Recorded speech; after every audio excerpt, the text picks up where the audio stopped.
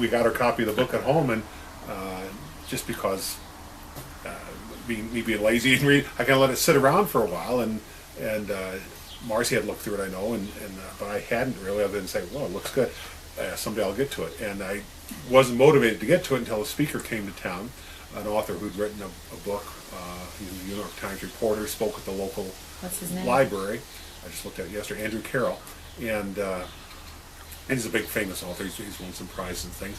And he spoke at the library about his project of getting the other military letters from World War II and how it developed into a book, and then how he got so many letters from this project sent to him from all around the country that he finally got a college, Chapman College, to agree to archive them and keep custody of them and care for them. So after I heard him speak, I was kind of fired up, enthused about the idea, and I told him at the end of the talk, he was selling books himself, and so I got to talk to him and told him about, I've got some relatives through marriage who have just put a book together with war letters from World War II, someone who served in the Pacific Theater, etc. And we talked about it a bit, and I gave him the name, and he said he'd find it on Amazon and buy a copy.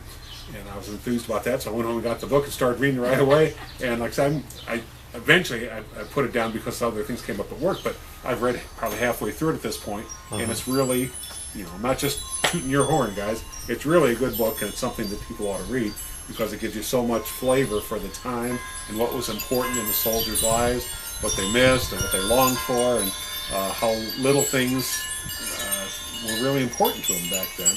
And it's every bit as good as anything I've ever read about World War II soldiers. It's really engaging read and well done. And you guys get blue ribbons or gold stars or something for putting it together. I think I know it's a lot of work to put that together. But what do you think you learned about Dad? From the book so far. Oh, can you say anything about that? Or? Well, you mentioned the Plant magazine. He was a unique person, I think, and had such interest in others and nature. He would talk about in his letters how, wondering how the plants, if they'd been put out in different kind of flowers and different blooming bushes and things, if they were blooming back home, and if his mother had planted things in certain places where he shared that grow best, etc. He talked about hunting, how he missed hunting, going out and shooting jackrabbits with various friends and relatives. They'd go back there, and the importance of a particular rifle. He missed that. He wanted to get a particular kind of knife. Remember, he wrote about that, and it was urgent that they get the exact right kind of knife from a particular merchant back home and send it to him. But his magazines were something that he really was longing for, obviously, because he mentioned in multiple letters to people back home that if he just got his magazines, which were things like Field and Stream or other outdoorsy kind of hunting magazines. He always read those. He really wanted to read them. And when they finally came, there was such a kind of a tone of relief in his letters that you could tell it made a big difference in his life. Just to have things, what we regard as simple things, but back then that was important.